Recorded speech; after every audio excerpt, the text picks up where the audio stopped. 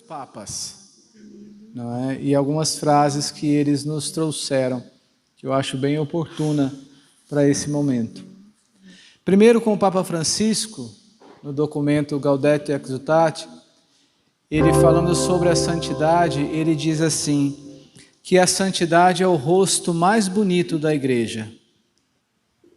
Se você quiser anotar, a santidade é o rosto mais bonito da igreja. Depois, o Papa João Paulo II, da qual eu tenho uma devoção particular muito grande, ele nos diz assim, com uma provocação muito grande, não tenham medo de ser santos. Ele faz uma exortação a mim e a você, não tenham medo de ser santos. E que as duas frases desses papas, um já canonizado, o outro nos conduzindo nesse processo de caminhada cristã, elas possam nos iluminar para aquilo que Deus tem para fazer em nossos corações nesse momento. A santidade é o rosto mais bonito da igreja e depois, Lúcio, não tenha medo de ser santo.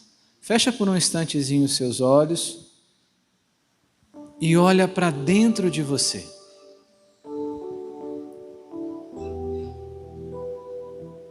Diz para você mesmo o seu nome e repete para você mesmo. Lúcio, não tenha medo de ser santo, porque a santidade é o rosto mais bonito da igreja. E como o nosso encontro é um encontro para famílias, eu posso parafrasear o Papa. A santidade é o rosto mais bonito da família. A santidade é o rosto mais bonito da família. Amém? Pega aí o seu celular de novo. Abre lá na selfie que você tirou.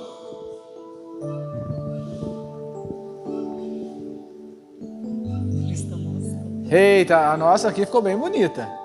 Olha aí, como é que está a sua selfie?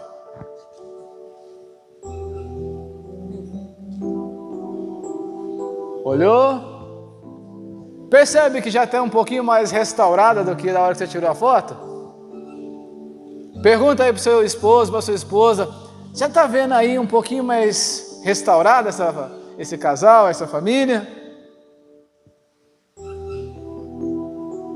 A Gina não respondeu aqui para mim não, acho que não viu nada de diferente não. Olha, eu quero ler uma frase para você aqui do Catecismo da Igreja Católica, parágrafo 2207. Se quiser anotar aí, depois você pega. 2207.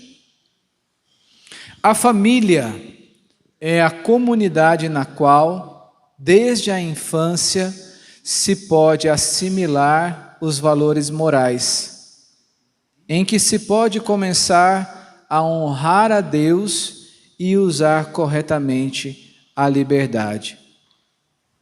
A vida em família é a iniciação para a vida em sociedade. Vou repetir. A família é a comunidade na qual, desde a infância, se pode assimilar os valores morais, em que se pode começar a honrar a Deus e usar corretamente a liberdade. A vida em família é a iniciação para a vida em sociedade. O tema da nossa pregação agora é família, um desafio de amor e uma escola de santidade. E o próprio catecismo nos privaria de qualquer extensão de palavras, porque só esse parágrafo, o 2207, ele já diz tudo, porque é na família, pela família, que a sociedade se torna humana. É na família que a sociedade se ordena. é na família que a sociedade reconhece o que ela é na sua essência: obra de Deus. Daí eu e você vamos entendendo que Deus nos chamou para ser coparticipantes da obra dele. Então, quando Deus nos chama para esta vocação matrimonial, Ele nos escolhe para que nós possamos perpetuar a sua obra. Lembra das 1000 gerações para frente? É uma bênção que vai se estendendo. Nós somos chamados a continuar esta obra de Deus. Mas nós vamos entendendo que ela tem um desafio. Qual é o desafio? Amar. O grande desafio do casal, o grande desafio da família é amar. Amar. Amar quando faz tudo certo. Amar quando não está tão certo assim, né? Os pais de meninas, se preparem, porque a vida é assim, né? Minha filha, quando ela tinha 14 anos, ela se apaixonou pela primeira vez. E aí, perdidamente apaixonada, um dia nós estávamos lavando louça juntos, e eu falei assim: Maria Clara, quando você deu o seu primeiro beijo na boca, você vai contar para o papai, né? Ela me olhou assim, conversa é essa, pai? Eu falei, não, mãe, a gente conversa, né, e tal, então. E eu crente, né, que ela ia dizer assim, não, pai, isso vai demorar, e tal. Ela falou assim, então, pai, vou te contar. Quase quebrei o prato, não sabia mais por onde eu estava lavando a louça ali, né. E ela me contou do primeiro beijo dela. Desafio de amar. Quando faz tudo certo e quando te surpreende com situações assim. Mas para dizer, esse desafio de amor é como São João Paulo II ele fala, ele explica tudo. São João Paulo II teve uma altura da vida dele, porque não sei se vocês conhecem um pouco da vida de São João Paulo II, o bicho sofreu pra caramba. Tudo que podia dar errado na vida de alguém deu na vida dele, né? Perdeu o pai, perdeu a mãe, perdeu o irmão, perdeu a família inteira muito cedo, foi parar no campo de concentração, enfim. Mas ele teve um mestre. E o mestre de João Paulo II foi o amor. Cada uma das circunstâncias que ele viveu, ali ele permitiu ser ensinado pelo amor. E num determinado momento da vida dele, ele soltou essa frase, que eu gosto muito. O amor me explicou tudo. E aí, São Francisco de Sales, que é outro santo que os temperamentais podem ser devotos dele, por isso que eu sou, né? Bem devoto de São Francisco de Sales. Ele tem uma frase muito bacana também, que diz assim: um grande amor se manifesta nos menores detalhes. Um grande amor se manifesta nos menores detalhes. E aí queria que você pegasse a sua Bíblia e abrisse conosco essa passagem que é desconhecida de todos nós. A gente nunca ouviu falar dessa passagem. Vai ser a primeira vez que você vai ouvir falar que existe essa passagem na Bíblia. 1 Coríntios, capítulo 13. 1 Coríntios, capítulo 13. Antes de a gente fazer a reflexão dessa palavra, eu volto na frase de São Francisco de Sales: um grande amor se manifesta nos menores detalhes. A casa de missão aqui de Lorena, parte do eventos, com toda a equipe, montou vários detalhes aqui. Não sei se vocês chegaram e observaram esses detalhes. E aí depois eu vou pedir para vocês, no intervalo de almoço, tire a sua foto, para você guardar desse encontro, desse momento que você está vivenciando, desse tempo novo que o Espírito Santo vai desbravar para a sua família.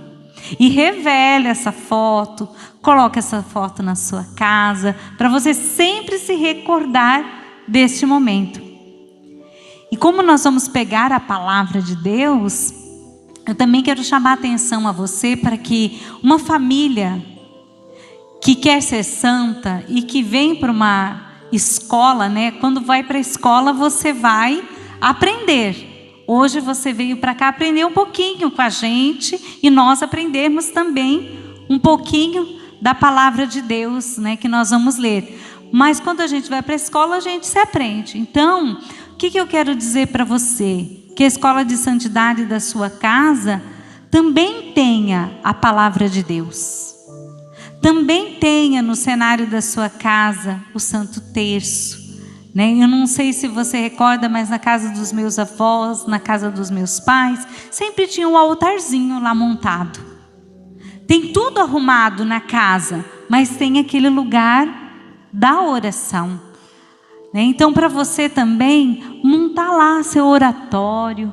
Né? Veja o melhor lugar da sua casa, porque a família que quer santidade tem que mostrar esses sinais de santidade. E a palavra de Deus nos leva para esse rumo de santidade.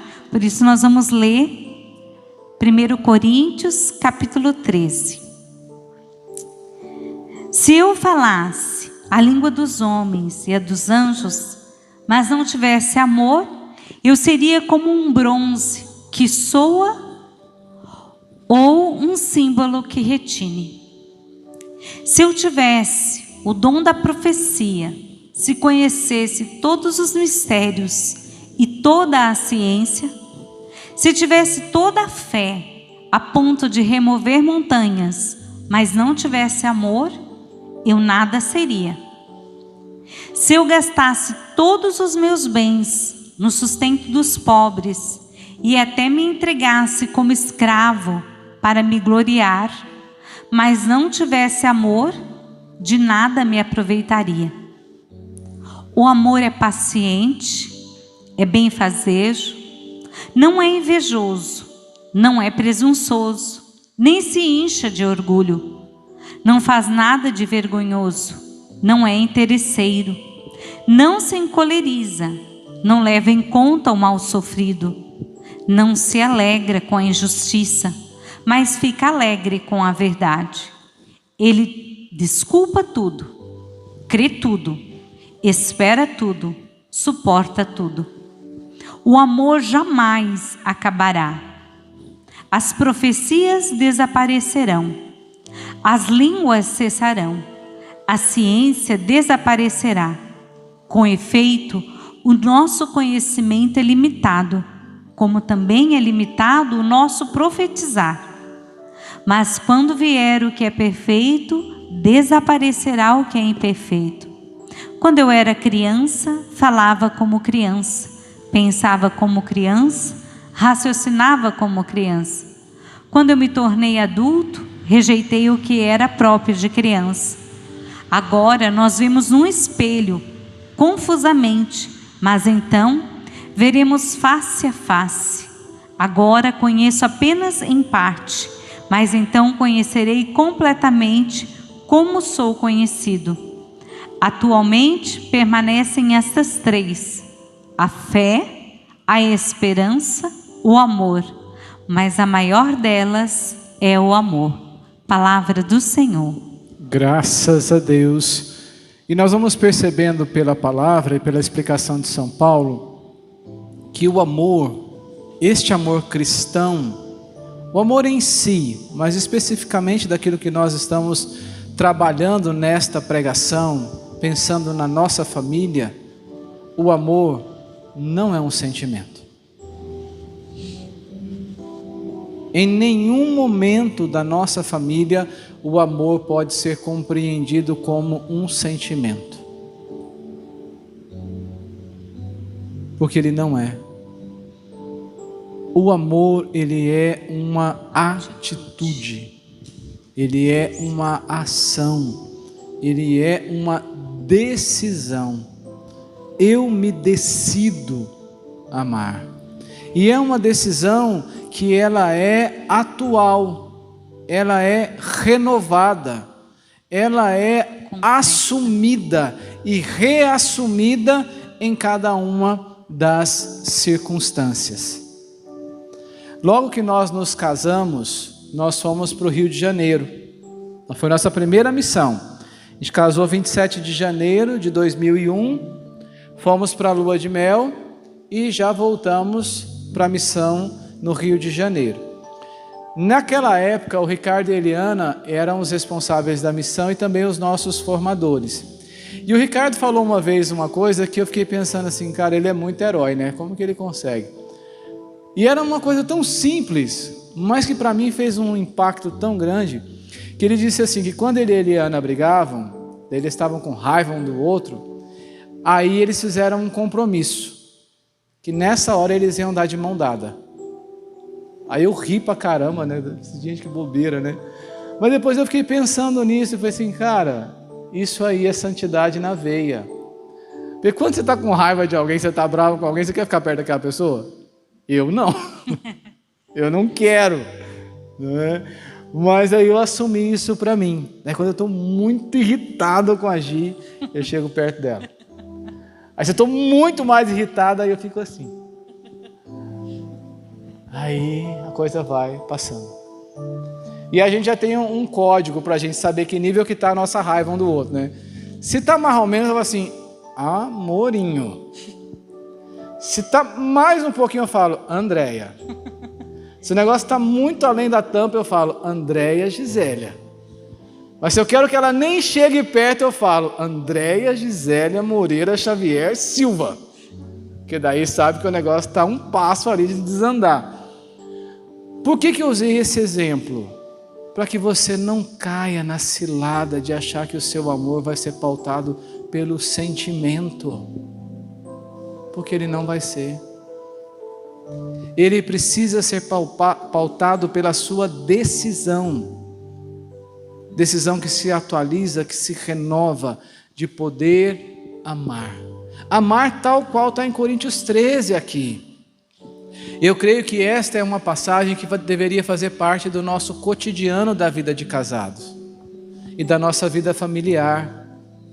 Porque aqui estão contidas nesta passagem grandes lições de como viver bem o cristianismo, de como viver bem o amor. Mas assim eu não enxergo. Até nessa parte onde fala aqui que o amor é paciente, não é invejoso, não é presunçoso, não se enche de orgulho, não faz nada de vergonhoso, não é interesseiro, ele é gratuito, né? Eu amo porque eu amo, é gratuito. Não vou fazer para o Lúcio com cobranças, mas é um amor gratuito. Os gestos, os passos concretos que eu faço para ele, não é esperando nada em troca. É gratuito. Nenhum amor, nenhum casamento, nenhuma família, ele subsiste de sentimento. Não. Ele subsiste por essa decisão. Eu vou amar você. E quando eu me decido amar, eu vou compreendendo as suas necessidades. E aí vou querendo atender às suas necessidades. Quando eu me decido amar, eu me decido a compreender você, compreender a sua história. E aí eu vou dilatando esta paciência com aquilo que eu julgaria ser imperfeito em você. Quando eu me decido a amar, eu vou achando o equilíbrio nas nossas diferenças. Talvez vocês são bem parecidinhos uns com os outros. Eu e a Gi, a gente é assim, azul, amarelo. A gente é completamente diferente. Eu sou o RP, nato, o comunitário, o fraterno, o afetivo, aquele que nunca vi a pessoa na vida. Eu chego para ela, oi, e aí converso como se eu conhecesse essa pessoa há 1000 anos. A Gi é toda reservada. Eu sou goiano. Além de música sertaneja, o goiano é um cara dado, aberto e tralalá. A Gi é gaúcha. Já é reservada por natureza. Não se entra na intimidade de um gaúcho assim. É cultural. Mas nós nos casamos. E aí? Esses dias lá em casa a gente riu pra caramba, porque eu já queria convidar umas 100 pessoas para ir lá em casa. Aí ela falou assim, não, né? Eu tô cansada. E realmente, ela estava vindo de uma maratona e tal, né? E eu queria já levar um monte de pessoa lá para casa, conviver, não sei o quê. E ela assim, então, quando você se dispõe a conhecer o outro na sua essência, você também vai compreendendo a maneira de lidar com isso por amor. O meu sentimento não era esse, mas a minha decisão de amar foi essa. E aí você vai construindo um caminho à luz da palavra, que vai te ajudando a traçar a melhor maneira de viver o amor na sua casa. E muitos dos problemas acontecem nos relacionamentos e que muitos deles levam até o rompimento de uma família pela falta do amor. Na minha família nós somos em 4. Eu sou o caçula, tenho o meu irmão, tenho o outro irmão que é pastor e tem a minha irmã. A minha irmã e meu outro irmão, que é o pastor, eles se separaram. Uma série de coisas. Ponto final. Faltou esta compreensão de um amor efetivo. Faltou essa decisão de uma renovação de amor. Nós não vamos entrar nesse mérito porque isso aqui é muito mais complexo. Nós entendemos disso. E nós estamos falando com vocês que estão aqui dispostos a permanecerem casados. E aqui nós estamos apresentando para vocês um possível caminho.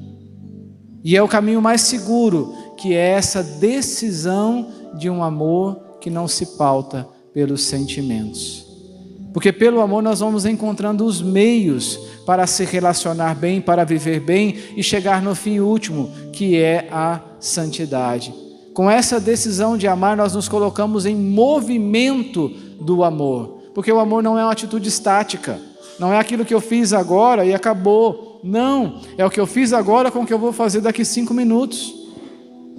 É uma constância na decisão de amar e é uma constância naquilo que eu vou fazer. Por quê? Porque o casamento é uma missão sagrada. A sacralidade do matrimônio está na presença de amor. Vai lá na primeira carta de São João, quando ele define quem é Deus. Deus é? Deus é? Amor. Deus é? Deus é? E se a sacralidade do matrimônio está no amor, eu não posso ser menos que isso. Eu preciso fazer com que o amor esteja em movimento. Já lá em Adão e Eva se manifestava essa vontade de Deus, que era o amor. O amor, o amor, o amor. Que tipo de amor? Do amor que coloca Deus dentro, coloca Deus junto, que faz parte do cotidiano. E aí é o desafio, por isso que é desafiante. Porque com essa experiência de ter Deus conosco, o que nós vamos querendo? Saindo do egoísmo para ir para o altruísmo. Eu saio de mim e vou em direção ao outro. Eu não deixo de existir. Que aqui está outra cilada de Satanás. Achar que, então o amor é isso. Eu esqueço de mim e vou agir feliz. Calma lá. Eu não deixo de existir, eu não deixo de pensar naquilo também que é parte da minha pessoa. Gente, eu gosto muito de ler. Eu não posso esquecer que eu preciso reservar esse tempo para mim, para que eu possa ler. Tem momentos que eu gosto de fazer nada, ficar sentado olhando para o vento. Eu não posso esquecer que eu preciso desse momentinho para mim. Então não é só esquecer de mim, eu cuido de mim, mas eu estou à disposição do cuidado para com o outro. Isso é o amor onde Deus habita. Porque o meu desejo é que a Gi cresça, ela cresça como pessoa, ela cresça como filha de Deus, ela cresça como consagrada, ela cresça como mãe, ela cresça como esposa. Posso te fazer uma pergunta na boa? Ou como as crianças falam comigo, na real, pai? O quanto você está preocupado com o crescimento do seu cônjuge? Não fala para mim nem para ela não, mas tenta contar nos dedos assim, dessa semana que passou, 3 coisas que você fez pensando nela, ou pensando nele, para que ele ou ela fosse melhor. Para e pensa. Tenta aí, põe nos dedinhos. É só 3, é fácil, é 3. Não é 10, nem 15. Tenta achar.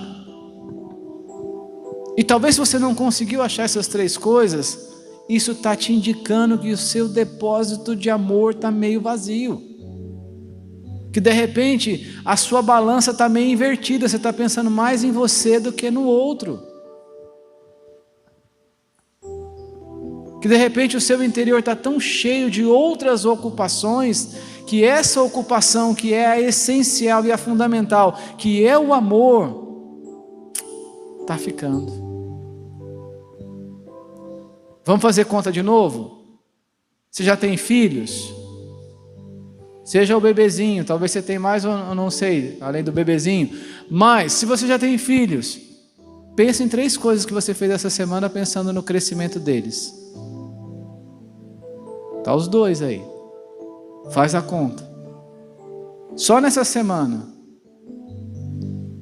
Vocês estão entendendo que nós não estamos falando de sentimentos? Nós estamos falando de atitudes concretas que nós precisamos desenvolver, porque o casamento tem essa missão sagrada de manifestar a presença de Deus dentro do meu lar. Quando é que você enxerga que Deus está num lugar? Quando aquele lugar é um lugar onde o amor reina, onde o amor se evidencia, onde o amor transborda, onde o amor ele vai trazendo esses elementos de Coríntios 13 de uma forma não verbalizada, mas de uma forma vivida. E ali nós vamos percebendo a ação deste Deus em meio a nós. Eu quero enfatizar aqui que o Lúcio falou que o amor não é sentimento, mas é atitude, é decisão. Eu não sei no seu dia a dia, no corre-corre que você vive, porque a gente também vive, quais são as atitudes concretas, né? Mas ontem a gente encontrou uma família e foi muito bonito, porque nós temos 20 anos de casados. E essa família tem 49 anos de casado. Ele é um senhor assim muito alegre, seu César, e ele disse que todos os dias, cedinho, ou antes dele ir para a missa das 7, porque ele é fidelíssimo na missa das 7 da manhã, lá no santuário, ele passa na cozinha, arruma o cafezinho dela e leva para ela.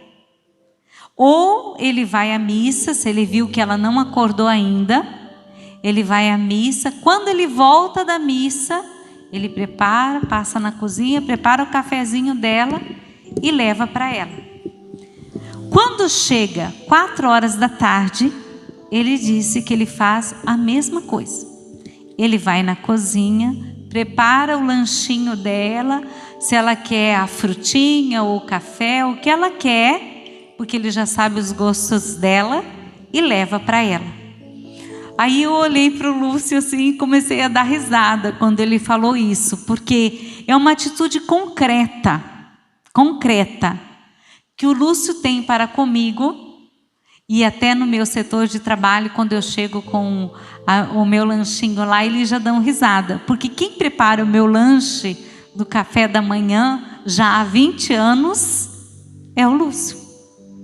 Então eu nunca sei o que tem na minha marmitinha lá, mas eu sei que tem as coisas que são necessárias que eu coma, porque ele me priva de eu comer errado por causa da minha saúde. Então assim, concretamente, não sendo sentimento, né? O que você pode fazer para o seu cônjuge? Eu usei um exemplo do senhor, seu César, de 49 anos de casado, mas eu usei o exemplo aqui do meu esposo. E quando eu vejo as atitudes dele, eu vejo que eu preciso me converter nessa parte. Porque a nossa atitude de esposa, pelo menos a minha, concreta do dia a dia, é fazer toda hora as coisas. Então, só que eu nunca preparo só para ele. Eu preparo para ele e para os filhos. Então, Então, assim, eu estou me revendo também nessas atitudes concretas. E ontem, quando eu ouvi o seu César falar, eu pensei mais ainda, né? No gesto que eu posso ter para com o Lúcio. Mas quero que o Lúcio fale a parte engraçada do seu César. Não, a gente riu muito, muito mesmo. Ele é um senhorzinho muito de bem com a vida, muito alegre assim e tal, né? E 49 anos de casado. 49 anos, né? Super fiel. E aí ele comentou assim, daí eu falei pra ela assim, daqui a pouco eu morro, né?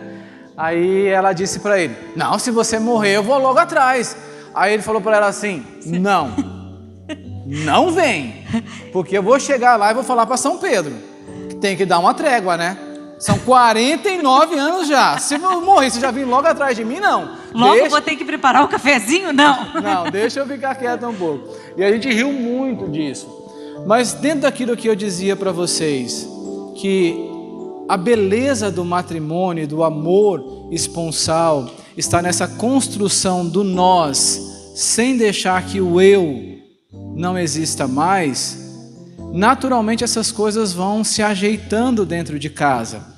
Porque eu gosto e preciso acordar mais cedo. Porque quando eu acordo cedo, eu rezo melhor. Então, muito cedinho eu já acordo. Faço a minha oração pessoal. Nós temos o costume de rezar todos os dias com a Sagrada Escritura, o que nós chamamos de estudo bíblico. Então, eu faço já o meu estudo bíblico muito cedo. Só que eu poderia parar nisso, no cuidado comigo. Mas é uma questão lógica. Se eu já acordei mais cedo que todo mundo, porque primeiro eu acordava mais cedo que ela, depois eu acordei mais cedo que ela e que o Gabriel, e depois eu acordo mais cedo que ela, o Gabriel e a Maria Clara. Por que não fazer desse momento também esse ato de amor concreto para eles? Então, ao longo desses 20 anos de casado, eu comecei a preparar o café da manhã para ela. Depois começava a preparar o café da manhã para ela, para o Gabriel, e depois para ela, para o Gabriel, para a Maria Clara. Agora a Maria Clara me deu um pé na bunda, né? Porque ela gosta muito de fazer as coisas, ela é super cozinheira. Ela, não, pai, pode deixar que eu mesmo faço minhas coisinhas. E ela deu um tchau para mim.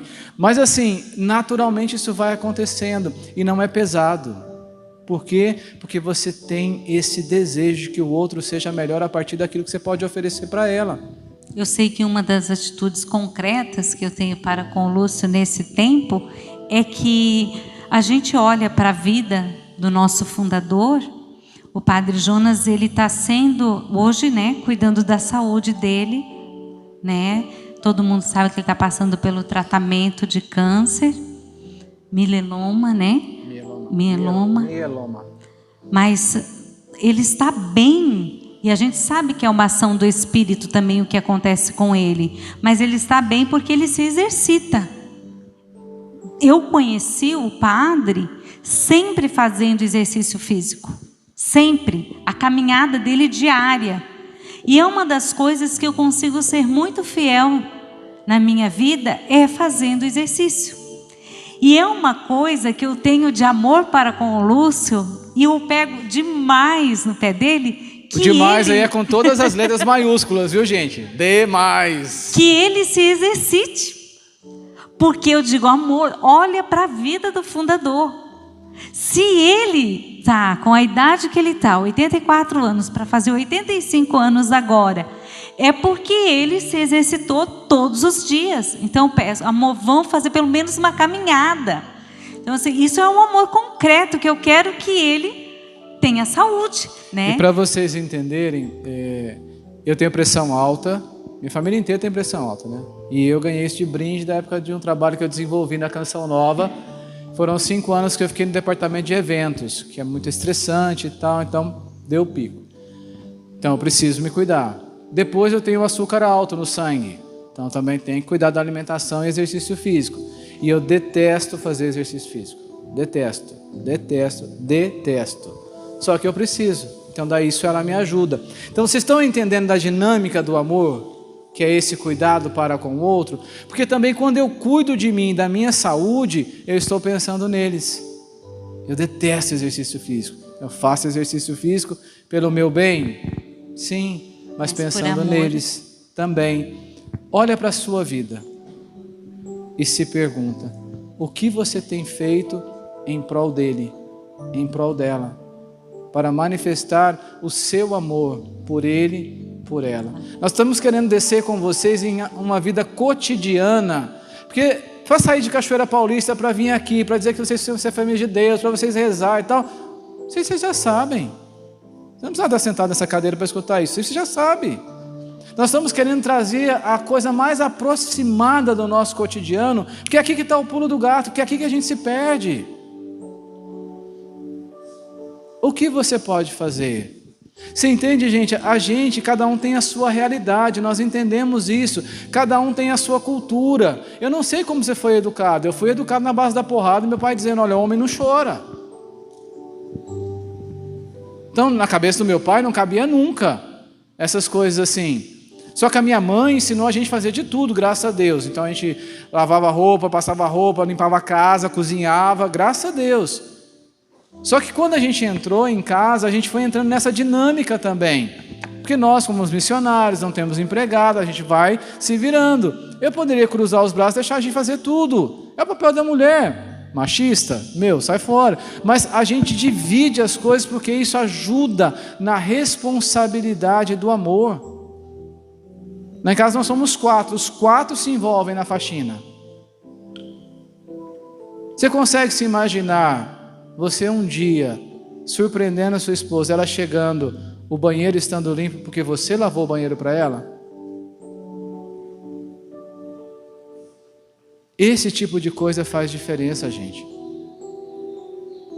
Teve uma das épocas que a gente fez a cirurgia, uma das tantas que ela acabou fazendo, né? E eu comecei a passar roupa. Posso te dar uma dica? Cada vez que você vê mulher passando roupa, louve a Deus, porque é ela que faz isso. Porque, cara, Deus seja louvado. É um negócio assim de outro mundo. Desejo aquilo para o meu pior inimigo. Mas foi uma expressão de amor. Agora, vamos avançar um pouquinho mais, que isso aí você já entendeu. Qual outro passo concreto dessa dinâmica do amor para que a perpetuação do amor aconteça e o desafio do amor seja vivenciado? É uma palavrinha chamada aceitação. Aceitação. Ela não é você. Ele não é você. Vocês estão constituindo um casamento, estão constituindo uma relação matrimonial, mas cada um de vocês é um.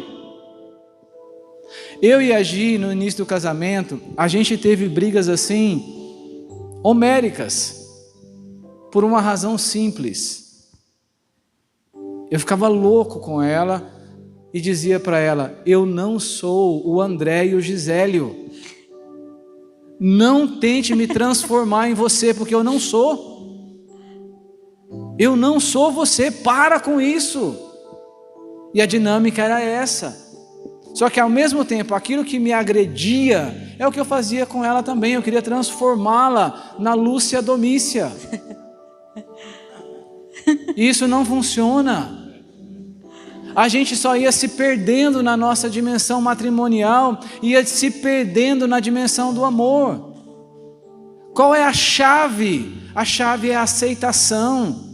É ela, com o temperamento dela, com a personalidade dela, com a história dela, com a cultura dela, ela por inteiro, com a experiência de vida que ela tem, com a experiência de Deus que ela tem, achando o ponto de acolhimento. Porque as diferenças vão estar presentes o tempo todo. Vocês viram na pregação passada, eu por mim mandava minha filha embora, junto com o Gabriel. Vai para o Rio Grande do Sul. Acho que seria uma oportunidade gigantesca dela crescer como pessoa. A Gi enxerga completamente diferente. Por quê? Porque nós somos diferentes. E aí o acolhimento, a aceitação. Olha para vocês. Será que também algumas das briguinhas que vocês têm, ou das dificuldades ou friezas na atitude concreta do amor, não está por isso? Por querer transformar o outro em você? Pensar como você pensa, agir como você age, sentir como você sente, não vai funcionar, meu irmão. Não vai funcionar, minha irmã. Mas a partir do momento que você se abre nesse processo da aceitação, e por essa aceitação você quer que ela seja cada vez mais ela mesma. Cada vez mais ela precisa ser ela mesma e ter o espaço dela, para que possa construir o nós. Você vai ver como isso vai fazer dar certo. E como o casamento de vocês, como a família de vocês vão entrar numa outra dinâmica. E a coisa vai ficar muito mais leve. Vocês vão perceber que o termômetro da felicidade vai aumentar e muito. Eu percebo que uma das coisas que a gente cresceu muito como casal, como família, foi entrar na dinâmica do amor com palavras, com o diálogo. E entrar nisso agora. Com ouvir um ao outro, ter o nosso momento, porque chegam os filhos, a gente acaba esquecendo do outro, né? Porque tem os filhos e o corre-corre. Só que a gente tem que ter os nossos momentos, nós dois, para conversa, para o diálogo. Pode ser que você não consiga por causa dos filhos dentro de casa, mas sair. Às vezes você não tem nenhum dinheirinho, nada, vai numa padaria, toma um cafezinho com ela, né? Chama para um diálogo. Às vezes você quer falar uma coisa que está lá dentro, faz tempo que está lá dentro, né? Mas você quer falar, vai num bosquezinho, onde tem um passeio, onde você pode sentar debaixo das árvores, respirar um ar fundo, puxar um diálogo ali. É necessário criar também os momentos, né? Porque a gente percebe, a gente tem conversado muito nesse tempo, eu e o Lúcio, e a gente sabe que pela psicologia, os psicólogos falam do momento do ninho vazio, né? Se a gente não viver bem quando a gente está no tumulto dos filhos, vai chegar o momento do ninho vazio. E eu e o Lúcio estamos quase chegando nesse momento. É onde os filhos saem de casa. E se a gente não tiver concreto o diálogo vivenciado já há muito tempo, quando chegar nessa época que nós vamos viver agora, dos filhos indo embora ou pegando outro rumo, nós não vamos ter sentido para ficar junto. Porque nós não alicerçamos o nosso amor e nos cultivarmos um ao outro. E aí, quando os filhos saem, nós vivíamos só para os filhos. E aí, o ninho ficou vazio e eu não vou saber nem conversar com meu esposo, né? Então é necessário nessa dinâmica da santidade ter a minha conversa com o nosso Senhor, ir para a igreja, ir para o grupo de oração, traçar vários caminhos. Beleza, mas é necessário o cultivo do diálogo para com o meu esposo, né? Então, é a dinâmica que a gente colocou aqui, né? O diálogo é, sem dúvida, uma das expressões mais potentes do amor. Ela promove a segurança e coloca em constante crescimento a confiança conjugal. Então, que é essa verbalização do amor com palavras, mas especialmente quando aprendemos a dialogar. E daí vocês vão percebendo que tudo é uma sequência, que o amor ele vai interligando uma coisa com a outra. Nós passamos aqui já por essa questão do acolhimento do outro, desse desejo do crescimento do outro, entramos de cheio nesse cultivo do diálogo. Eu não sei vocês aí, meus irmãos, não é? Mas assim, comigo o negócio não é muito fácil, não. Eu prefiro ficar calado. Tá? Difícil ficar puxando para falar. Mas a gente aprende. A gente vai aprendendo a dialogar, aprendendo a colocar todas as coisas para fora e aprendendo a construir um caminho conjunto. Isso é potência de amor. Depois, São Francisco de Sales, quando ele fala dessa questão dos pequenos gestos como a máxima expressão do amor, ele usa algo que é muito interessante, que é a cortesia. Para e pensa um pouquinho qual foi a última vez que você disse obrigado para o seu cônjuge. Mas ele faz isso todo dia, ela faz isso todo dia, não está fazendo mais do que obrigação? Beleza. Mas o que me impede de dizer obrigado? O que me impede de ser mais gentil? De expressar um pouco mais a gratidão? É uma coisa simples. Para e pensa. Qual foi a última vez que você levantou, em vez de já sair correndo, arrumando as coisas, você disse, bom dia? Você perguntou, dormiu bem? Que você olhou e perguntou assim, tá tudo bem? Essas pequenas cortesias são expressões de amor, de cuidado, de atenção, que extrapola ao cônjuge e chega também na questão dos filhos.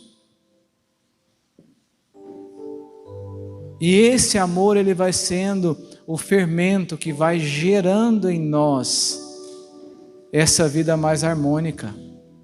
Vocês estão percebendo que nós não estamos falando de grandes coisas? Mas sendo bem honestos conosco, é fácil viver essas pequenas coisas? Não é. Até nessa questão, cada casal com certeza sabe qual é a sua virtude, a sua pequena virtude, né? E eu muitas vezes com o Lúcio, uma das pequenas coisas, por causa do corre-corre, eu digo para ele assim, amor, hoje você não olhou nos meus olhos, eu não olhei nos seus olhos. Porque tem dias que a gente sente saudade de olhar nos olhos um do outro, que a gente corre tanto, faz tanta coisa, vai para tantos lados e é mas só de coisas, né? Um mar, né? De coisas para se realizar, que tem dias que quando chega a noite eu digo, meu Deus, hoje eu não olhei nos seus olhos. Eu não sei o que você viveu, como você tem vivido com essa questão desse Covid, mas isso fez a gente centrar um pouquinho mais a nossa vida, nos amar mais, nos olhar mais nos olhos e pensar assim, né? Agora eu tenho ele, daqui a alguns instantes eu não sei, né? Porque a gente não sabe mais da nossa vida, né? Então é necessário, né? Essas pequenas virtudes de boas palavras, né? De um bom relacionamento, que isso também é santidade. Para a gente avançar um pouquinho também nessa dimensão do amor, a conjugalidade, ela é um aspecto importante para o matrimônio. E a conjugalidade, ela é uma atitude crescente também em nós. Quando nós nos casamos há 20 anos atrás, era uma realidade conjugal. Quando a gente olha hoje, 20 anos depois, como nós nos conhecemos melhor, como nós nos entendemos melhor no ato conjugal, como é mais fecundo, não no sentido só da procriação, mas dessa fecundidade de entrega para o outro, de não apenas de uma realidade de satisfação ou prazer pessoal, mas do quanto existe um cuidado, uma atenção para que também o outro se realize. Daí a importância de quebrar tabus, de conseguir avançar no diálogo, de começar a conversar, porque cada um tem uma história. A minha vida sexual começou, eu tinha 12 anos. A Gi nunca viveu nada. Eram dois extremos e que nós fomos nos entendendo. Também tenha a capacidade de entender a importância da conjugalidade dentro do sacramento do matrimônio. Sabe, nenhum de nós tem a obrigação de saber tudo. Até que se prove ao contrário, ninguém nasce sabendo tudo. O teu bebezinho tem quanto tempo? 2 meses. Já nasceu sabendo tudo? Tu não está tendo que ensinar todas as coisas para ele, e ele está te ensinando tanta coisa, né? Ninguém nasce sabendo. À medida que nós contraímos o sacramento do matrimônio, a gente não sabe. Vamos Então, aprendendo juntos. A gente vai aprendendo juntos. Não tenha vergonha de aprender. Não tenha vergonha de conversar. Não tenha vergonha de querer se instruir para poder viver melhor. Meus irmãos, este aspecto, ele é importante e precisa ser dado a ele a devida atenção. Ele não vai ficar num lugar diferente, mas ele vai ficar na medida exata. E é importante essa descoberta. Avançando um pouquinho mais, o próprio Papa João Paulo II diz também que o sacramento do matrimônio, a partir do momento que ele vai sendo vivido a ótica cristã, a família se torna o santuário da vida. E eu quero puxar esta palavra, santuário, que diz dessa sacralidade, que diz daquilo que é santo, que habita naquele lugar. Portanto, nossas famílias precisam ser lugar da ação e da presença de Deus.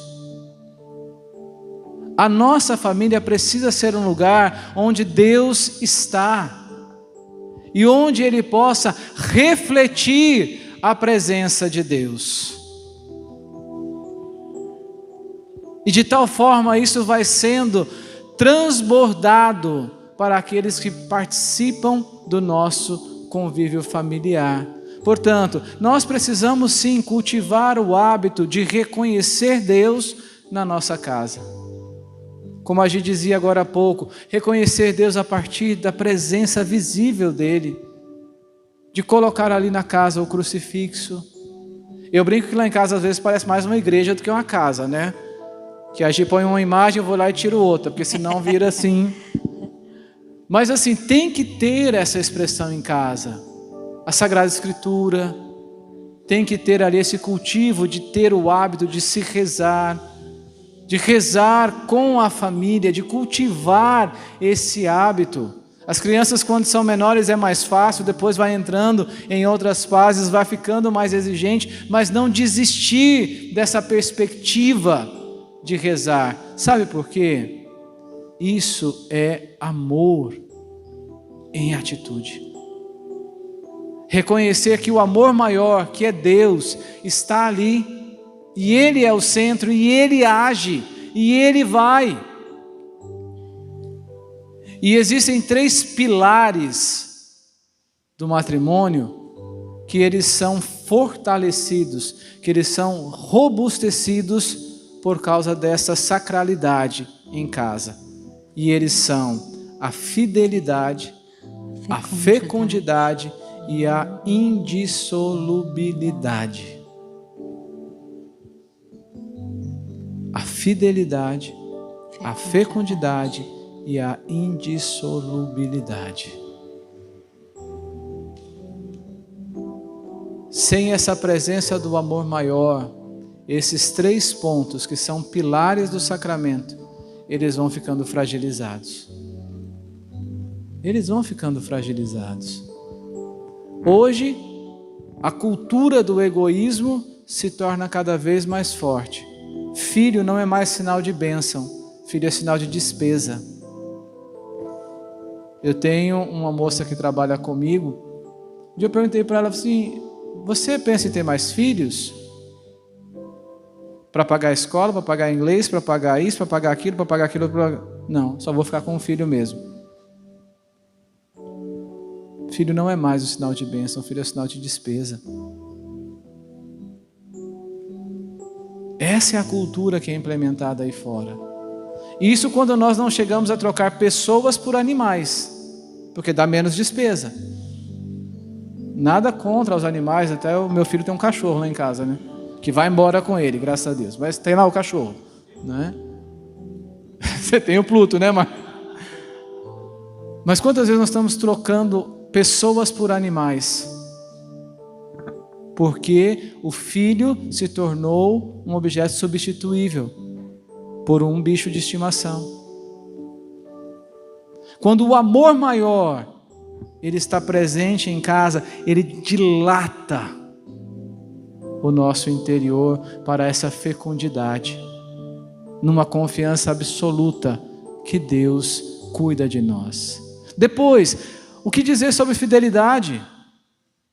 O que dizer sobre fidelidade se não há a presença de Deus em nós? Nós somos frágeis. E quando você expressa fidelidade na sociedade atual, você é motivo de chacota. Porque a fidelidade é um valor que entrou em demérito. E quando você fala de um casamento de uma vida inteira,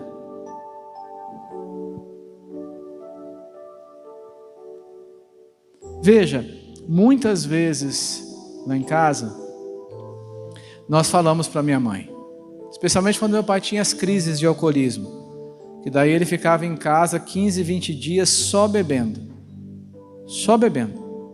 E minha mãe costurava, então eu tinha que rezar muito pedindo para que aparecesse roupa para ela fazer, para a gente ter o que comer, né? Muitas vezes, eu sou o caçula, mas muitas vezes os 4 filhos chegaram para minha mãe e falaram assim: como um acordo com meu pai, mãe, ele com a bunda e a senhora com o pé, a vida da senhora vai ser bem melhor sem ele. E minha mãe respondia para a gente: o casamento de uma vida inteira não é assim. Nós não entendíamos, eu não tinha essa experiência com Deus. Depois da minha experiência cristã, como eu admirei minha mãe. Porque, gente, não é só uma questão do alcoolismo. Meu pai foi agressivo com a minha mãe, bateu na minha mãe. Meu pai foi infiel com a minha mãe. Tinha tudo para minha mãe ter desistido disso. Mas não desistiu. E eu não tenho dúvida por causa da experiência de Deus que a minha mãe tinha. Não quero entrar no mérito se minha mãe estava certa ou errada, se sofreu, se viveu bem. Estou falando dessa certeza de que quando Deus está, eu olho para a minha realidade quando agir. A presença de Deus, o amor de Deus, torna esse casamento indissolúvel. Qual é a sua realidade? Qual é a sua realidade da presença de Deus na sua casa? Qual é o espaço que Deus vai ocupando na sua casa? Qual é o tempo que você gasta na sua casa com Deus? Imagina um reloginho assim. E seja bem honesto com você mesmo. Qual é o tempo da sua vida que você dá a Deus? Entrando nesse momento do relógio aí, quando a gente rezava para essa colocação ali na capela hoje cedo, e o que me vinha era que o exemplo da segunda colocação seria o relógio. Ele tem os ponteiros lá, né? Hoje, na atualidade, é mais digital, que nem esse aqui. Só clica, né? Você já vê a hora. Mas tem alguém que tem um relógio que tem ponteiro, olha lá, ó.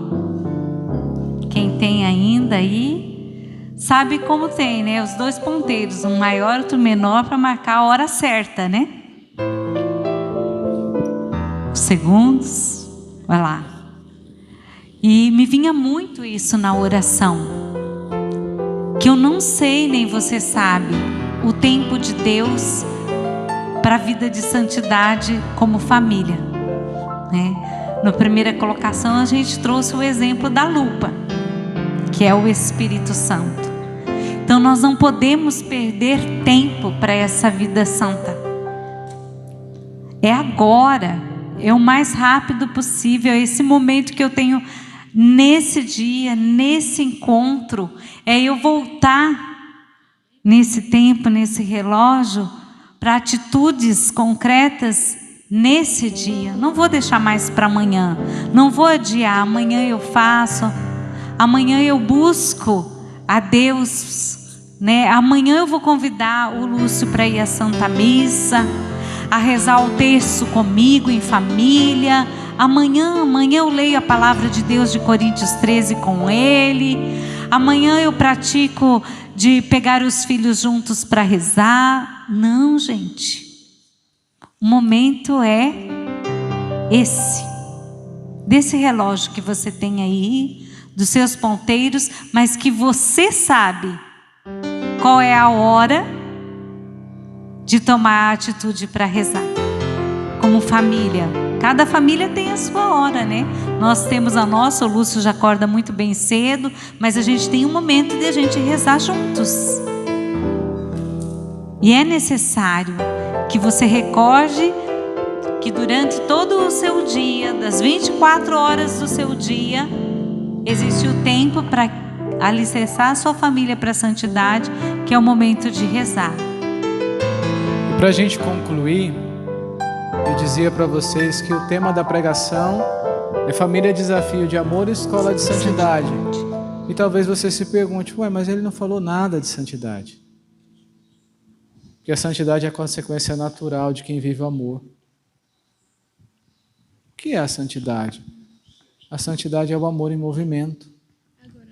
O amor a Deus em primeiro lugar, que se encarna no amor ao próximo. Uma família que se ama, é impossível que ela não se torne uma família santa. Onde há o amor, o produto final vai ser a santidade. Eu e a Gi, nós temos uma devoção em comum, que é a família de Santa Teresinha, especificamente a Santa Zélia e São Luís Martin. O que eles fizeram para ter 5 filhos santos? Nada de extraordinário. Viveram o amor. Santa Giana Beretta, o que ela fez de extraordinário? Nada. Viveu o amor. E assim a igreja agora está muito atenta a essa realidade da santidade nas famílias. Eu me esqueci o nome do casal que vai ser beatificado agora, mas mais um casal vai ser beatificado. Por quê? Porque estão entendendo a força de santidade na família. Mas eu não queria pegar e falar de quem já morreu para terminar essa pregação. Eu queria falar de uma família que para mim é uma família que vive em santidade. Por quê? Porque colocou Deus em primeiro lugar. Gostaria de falar da família do professor Felipe Aquino. É alguém dessa cidade, uma família tradicional que muitos conhecem. Eu olho para a família do professor Felipe e vejo uma família com fortes traços de santidade. E aí você me pergunta, mas o que eles têm de anormal? O que eles têm de extraordinário? Nada. A filha é médica. O que ela tem de extraordinário? Está levitando, está flutuando, está bilocando.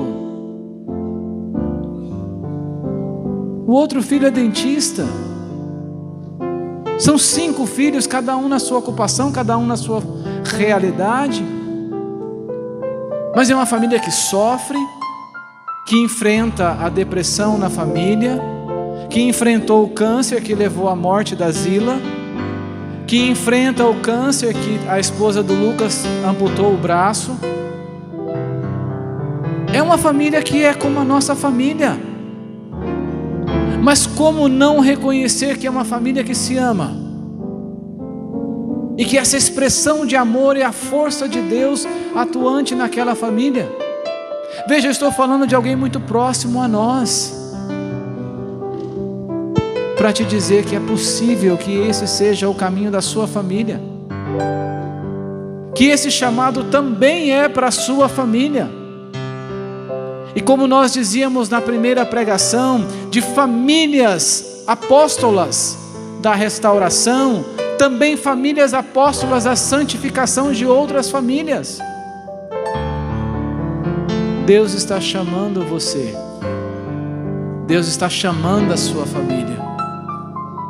Abra as portas e responda a esta provocação de João Paulo II.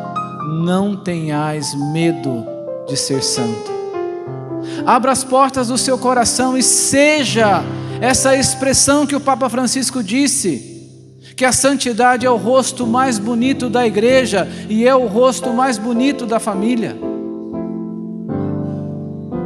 Deixe-se ser alcançado, deixe-se ser alcançada pela potência do amor de Deus, e você perceberá que naturalmente a santidade é a consequência natural. Mas uma coisa só precisa acontecer: você precisa querer. Porque, meu amigo, Deus é assim, ó. Ele bate. Ele bate 2 vezes. Ele bate 3 vezes. Se você não abrir, ele não vai entrar. Ele não vai entrar. Ele pode ficar insistindo com você. Ontem, o meu carro está no conserto, né? Então ontem a gente precisava resolver uma coisa, peguei o carro do Eric emprestado e o carro do Eric é a gás. Aí ele me explicou o lugar que tinha que abastecer, ele entendeu, falou uma coisa, eu entendi outra, parei no posto errado. Então não tinha gás, né? Só que o combustível estava acabando. Aí eu pus o álcool, só que o negócio dele lá ficava me avisando que estava sem gás. Então eu fui de Lorena à Cachoeira com aquele negocinho fazendo assim, pipi, pipi, pipi, pipi, pipi, pipi. Não parava aquela merda. Pipi, pipi, pipi, pipi. Deus pode estar fazendo assim, batendo sem parar.